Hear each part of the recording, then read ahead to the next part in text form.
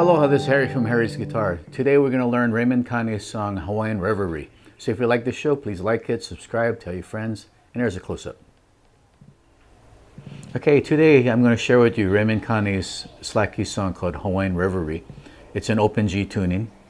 This is one of the songs that got me interested in studying slack key with him. So I'm going to teach this in different sections. So today we'll just call this part 1. Including the intro and the first verse. So this is an example of the intro. It can change slightly, but here is a picture of it.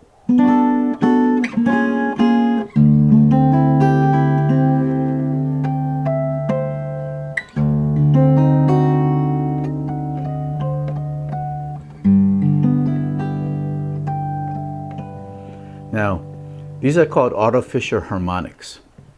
What's interesting with this is natural harmonics is when you play an open string and you hit the 12th fret. That's the easiest place because the 12th fret is the dead center of the two ends. When you pick a string, it's ringing from here to here, but if you touch the middle, it jumps up an octave. Yeah.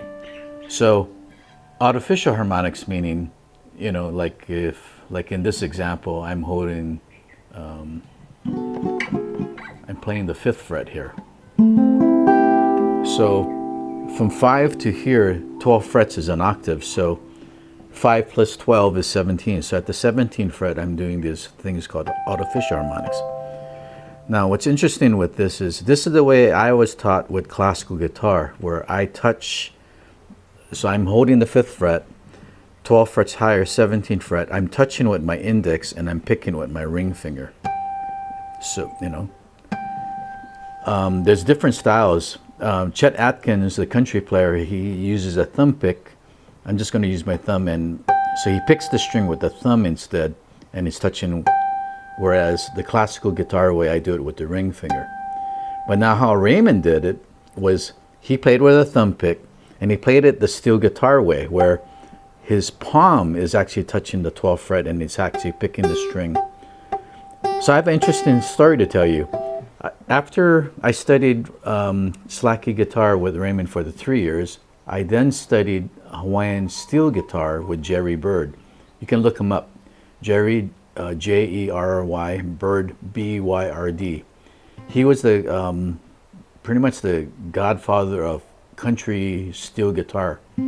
Steel guitar was invented in Hawaii in the 1890s, but it became popular in all kinds of music, especially country music. So what was interesting was when I was studying with Jerry Byrd,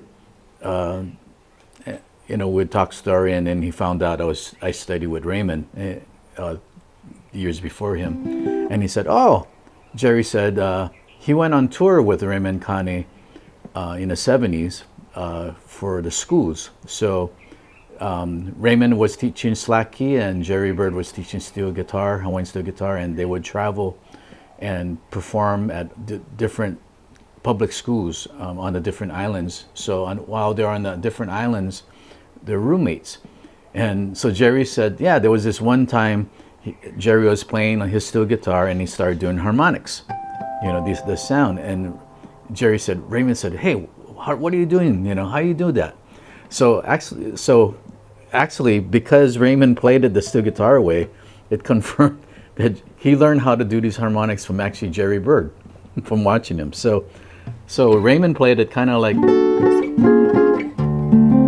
so he used his thumb pick and he used his palm. So his palm is touching the 12th fret. So if you watch him play harmonics, he did it the Hawaiian steel guitar way, but I do it the classical guitar way.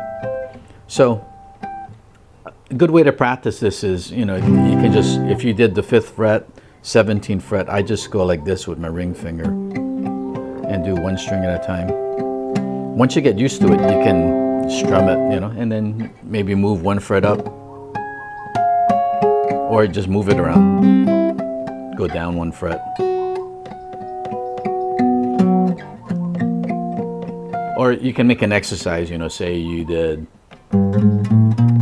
so this is 5th fret, so this is 17, so you can just go and maybe do that. this is the way I kind of got myself started. So I'm trusting my left hand. I'm just watching my right hand and duplicating what I'm doing with my left. Okay, so again, here's the first line. This is the way I did it. And you can use 4 fingers, strum it up, that doesn't matter.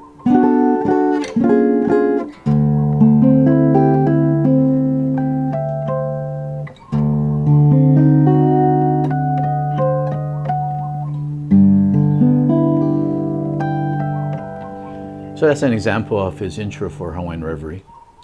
Okay, here's the beginning. Here's the second line. This is the beginning of the song. So.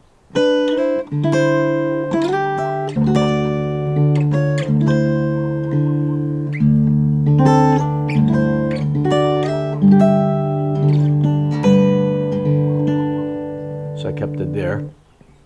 So I'll do it slow. So notice the way I drew the arrow.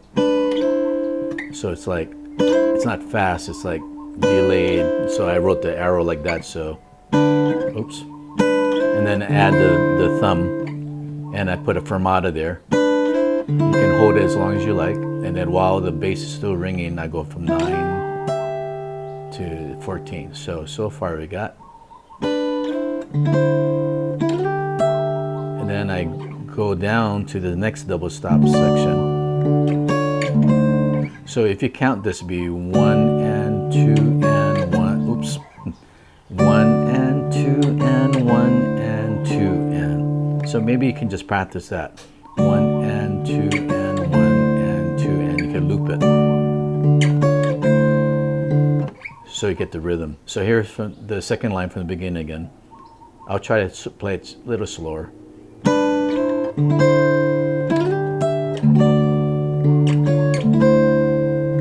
We'll continue.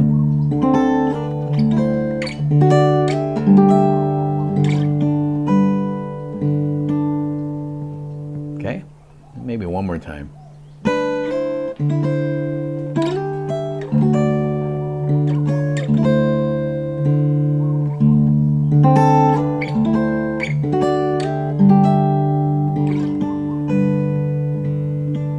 Here's the next line.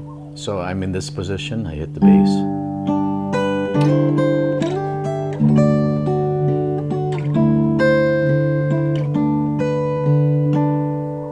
Okay, so we'll do that line again.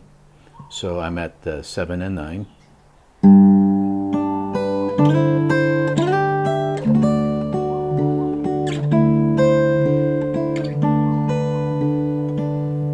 Okay, let's do the next line. So I go down.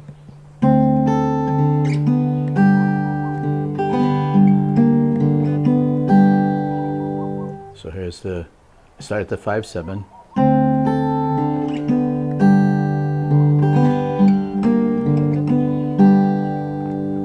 Okay, so I'll start it from the beginning of the verse.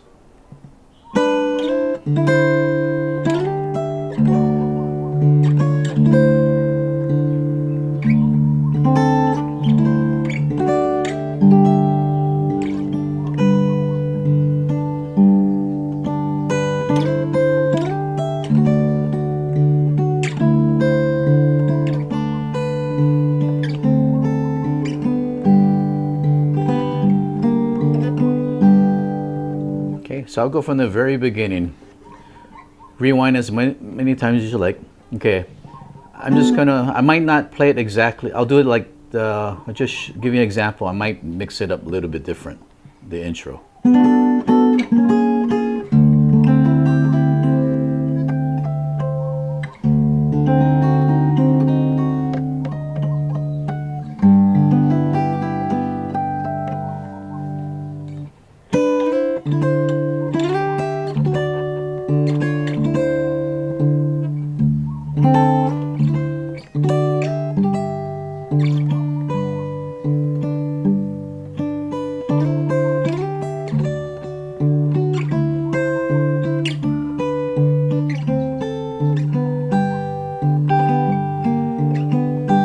If you notice, sometimes, this time I played it, I actually muted the bass notes. So my palm was kind of next to here. Without it muted, it would sound.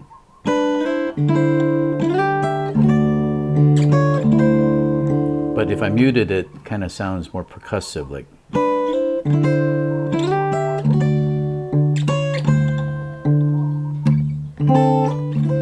So it's a slight mute. But you don't have to. You know, sometimes I change it up. Don't mute it. Or I can mute it whenever. Depending on my mood. Okay, so we'll call that part 1. Come back and we'll continue the song in part 2.